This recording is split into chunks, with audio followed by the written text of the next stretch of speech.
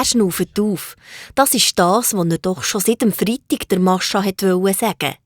Jetzt steht es da, blau auf weiss. Er schiebt den Zettel zur Mascha. Doch kaum hat sie die Hand draufgelegt, schiesst Frau Mondlieb wie ein Blitz durchs Zimmer und steht wieder neben dem Pult. Gib das sofort her. Um Himmels Willen, nur das nicht. Aber schon bückt sich Mascha tief über ihre Hand und kuschelt etwas. Gehorche mir, weißes Papier, flieg fort von hier als geflügeltes Tier.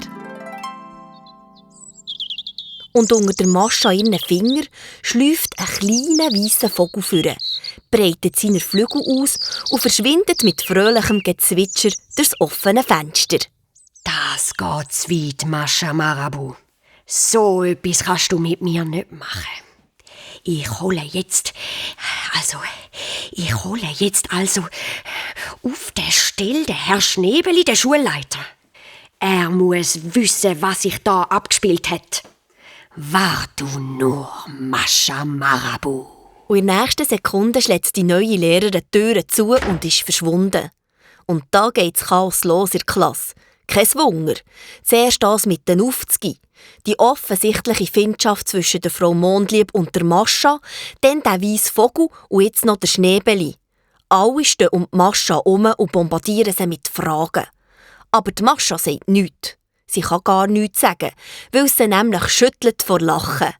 Tränen laufen ihr an und in ihrem Blick scheinen 1000 grüne Teufel zu tanzen.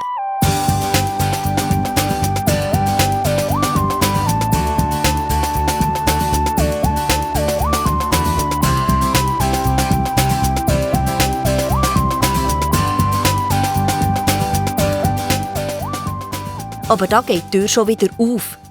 Die Kinder spurten alle an ihre Plätze und im Zimmer steht Frau Mondlieb mit dem Herrn Schnebeli.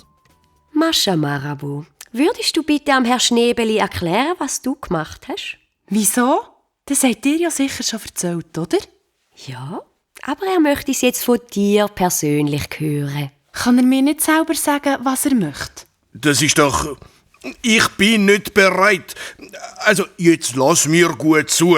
Der Herr Schnebeli geht zur Mascha und streckt schon die Hand aus.